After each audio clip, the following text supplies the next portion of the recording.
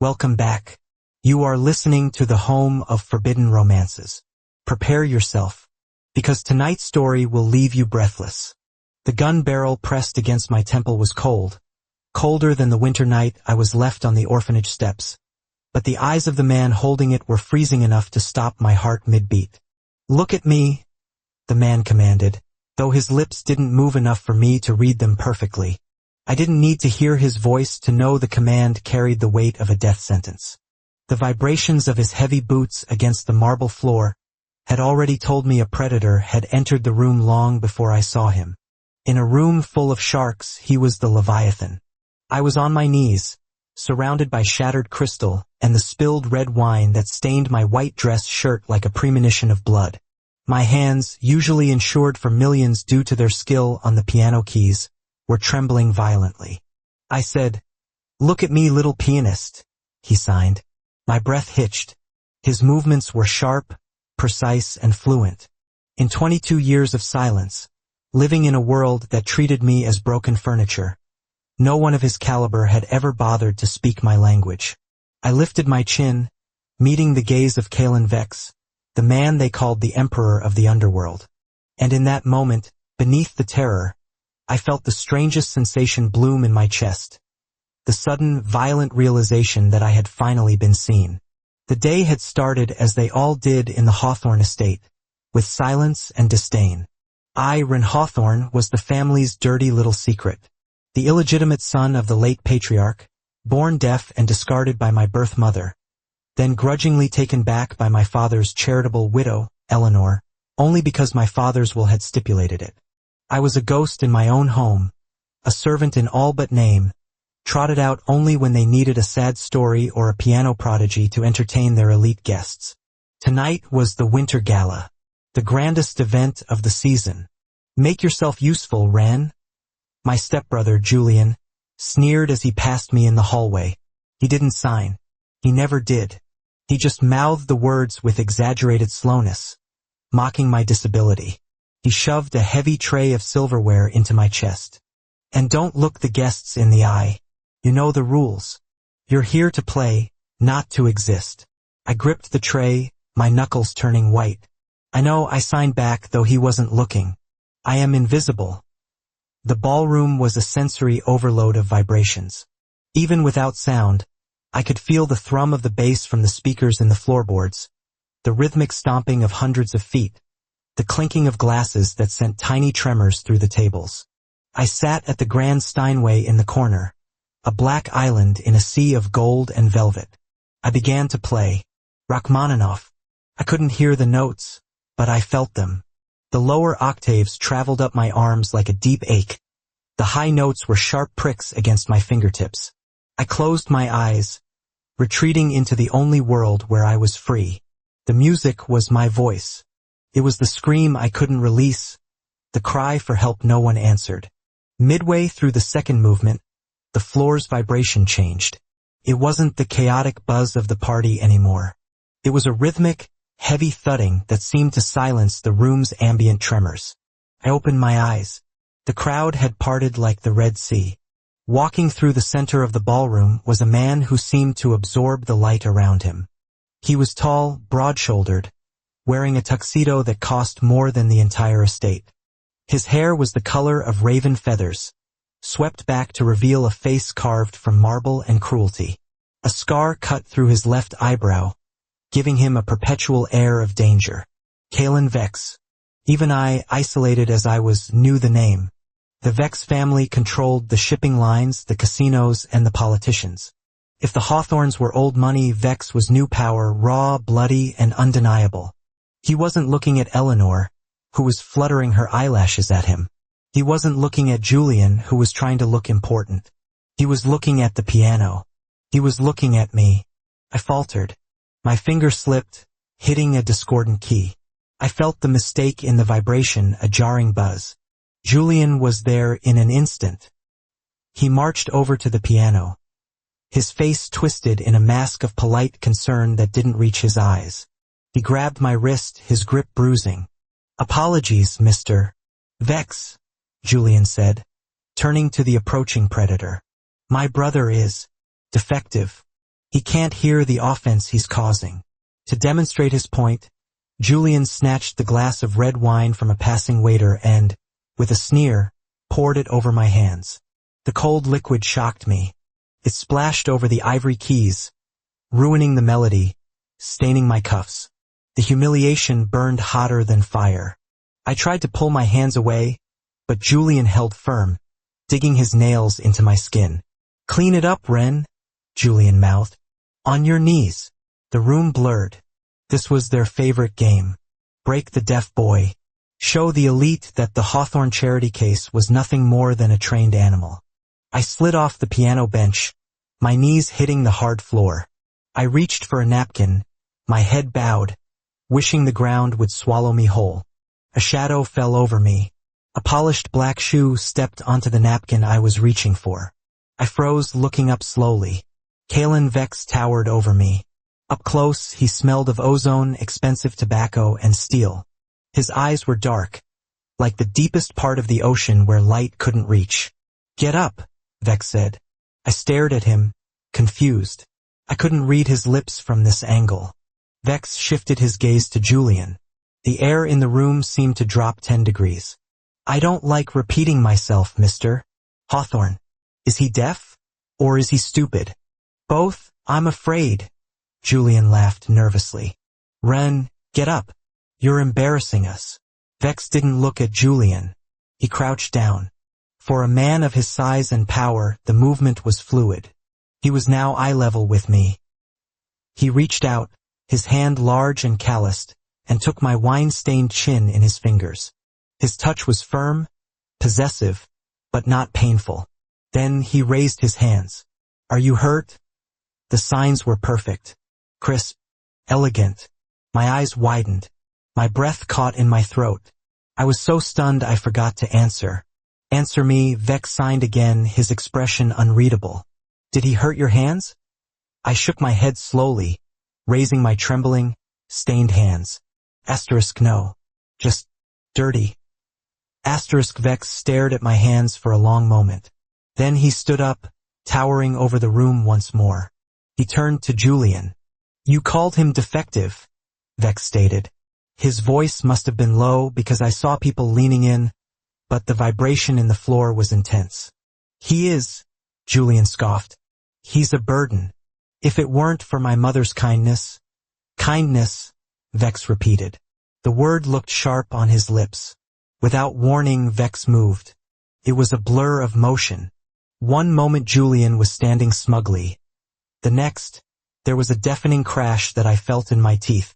Vex had grabbed Julian by the throat and slammed him onto the top of the grand piano. The strings reverberated with a chaotic, violent discord. The room erupted. I saw mouths screaming, guests scrambling back.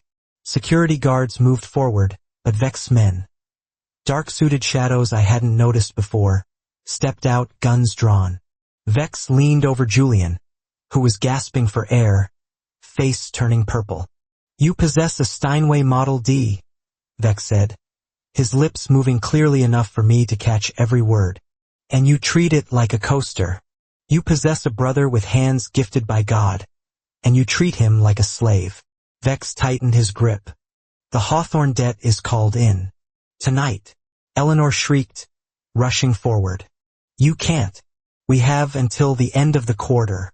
The agreement changed when I saw you abuse my collateral," Vex snarled.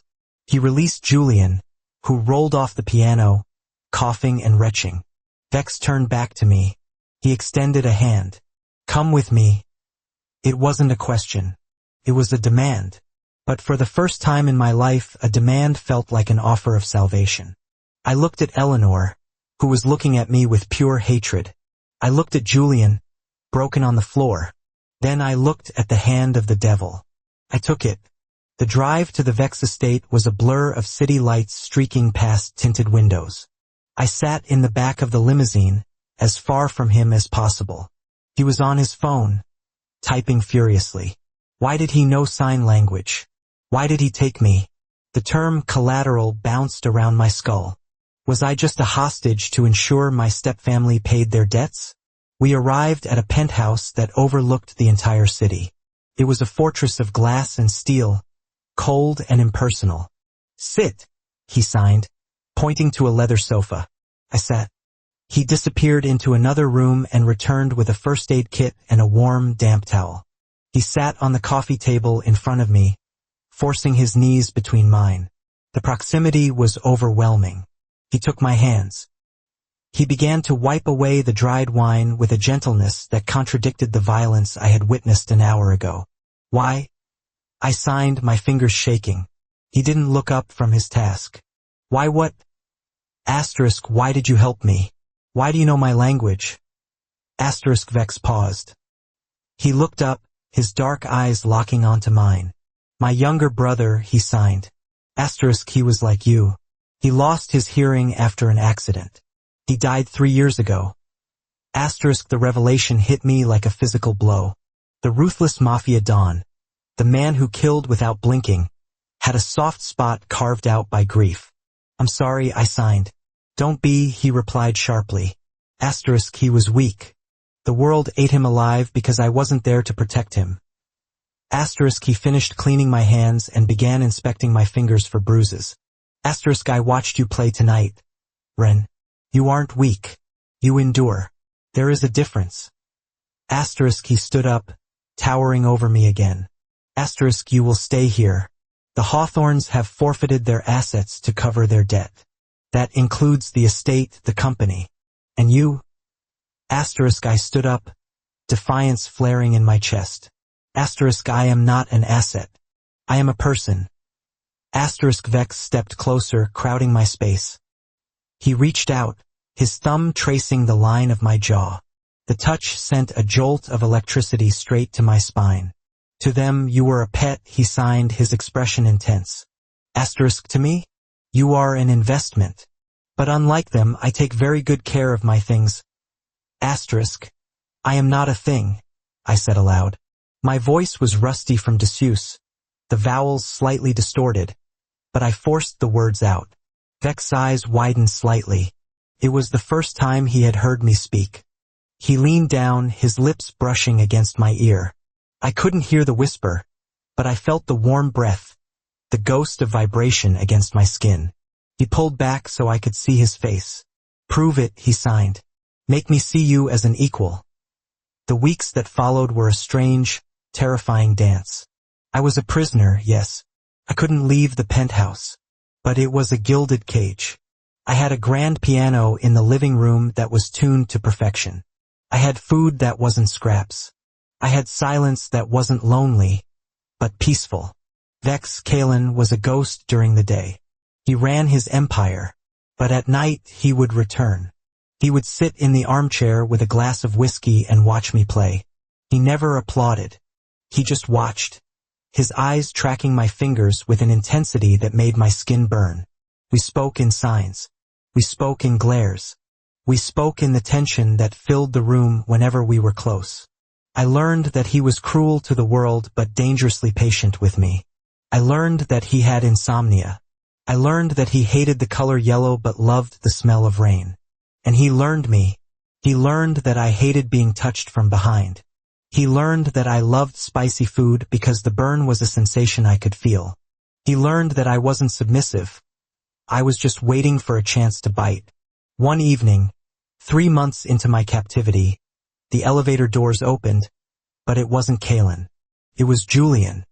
He looked disheveled, wild-eyed. He held a silenced pistol. Behind him, the bodies of 2 of Kalen's guards lay on the floor. "Run!" he sneered, raising the gun. I scrambled back, knocking over a vase. I couldn't hear him, but I saw the madness in his eyes. "You ruined everything!" Julian screamed. I could tell by the vein popping in his neck. "He took everything because of you. The house, the money. I'm going to kill you, and then I'm going to kill him." I backed into the kitchen, grabbing a knife from the counter. My heart hammered against my ribs like a trapped bird. Julian lunged. I wasn't a fighter. I was a pianist. But fear is a potent teacher. I dodged his clumsy swing and slashed out. The knife caught his arm. He howled. I felt the vibration of his scream, and backhanded me. I flew backward, hitting the granite island. Pain exploded in my head. The knife skittered away. Julian was on me, his hands around my throat. The world began to spot black. I clawed at his face, my lungs burning. This is it, I thought. Asterisk, I die as I lived. Under their thumb. Asterisk, then, the vibration of the floor changed. A shockwave. Julian's head snapped back. A spray of red mist coated my face. The pressure on my throat vanished. Julian collapsed to the side, a hole in his forehead. Standing in the doorway was Kalen. He was breathing hard, his chest heaving. His gun was smoking. He looked like a demon dragged up from hell. Shirt unbuttoned, hair wild, eyes glowing with a murderous rage that terrified me more than Julian ever had. He didn't check Julian. He stepped over the body and fell to his knees beside me. He didn't sign. His hands were shaking too much. He pulled me into his chest, burying his face in my neck. He was squeezing me so hard it hurt, but I didn't care. I felt the vibrations of his chest. He was sobbing? No, he was growling. A low, primal sound of fury and relief. I wrapped my arms around him, burying my hands in his dark hair. I was shaking, covered in my stepbrother's blood, but I felt safe. Finally, he pulled back. He framed my face with blood-slicked hands. Are you hurt? He signed, the movements jerky and frantic. Tell me where. I'm okay, I signed back, though I was crying. You came. I will always come, Kalen signed. I will burn the city to ash before I let them touch you again. He looked at the body of Julian, then back at me. The darkness in his eyes cleared, replaced by something raw. I didn't keep you here for the debt, he admitted, his fingers moving slowly now. Asterisk, I kept you because when I saw you that night, I saw the only thing in this world that was pure. And I was terrified that if I let you go, they would break you. Asterisk, you kept me in a cage. I signed accusingly, though my heart was pounding for a different reason now. I know, he signed. Asterisk, I'm a monster. Ren. I don't know how to love gently. I only know how to possess. Asterisk, he looked down, ashamed. The emperor of the underworld, defeated by his own conscience. I reached out and lifted his chin, mirroring the way he had touched me that first night. Then teach me, I signed. Asterisk, teach me how to be yours. And I will teach you that you don't need a cage to keep me. Asterisk, Kalen stared at me, hope warring with disbelief. You would choose a monster? He asked. I smiled, a small, broken thing. I choose the man who sees me. He leaned in then, slowly, giving me every chance to pull away. I didn't. I closed the distance. His lips were soft, contrasting the roughness of his stubble. It tasted of copper and adrenaline. A kiss forged in violence but sealed with tenderness. It wasn't the kiss of a master and a servant. It was the collision of two lonely souls who had finally found their match. When he pulled away, he rested his forehead against mine. I love you, he signed against my chest, pressing the shape of the words directly over my heart. And for the first time in my life I heard it, loud and clear. And that is how the viper tamed the wolf, only to realize the wolf had been holding the leash all along. If you enjoyed seeing Kalen lose his absolute mind to protect Ren, destroy that like button. And tell me in the comments. Would you forgive a husband who kidnapped you to save you? Or is love not worth the golden cage? I'll be reading your answers. Subscribe for the next chapter. Until then.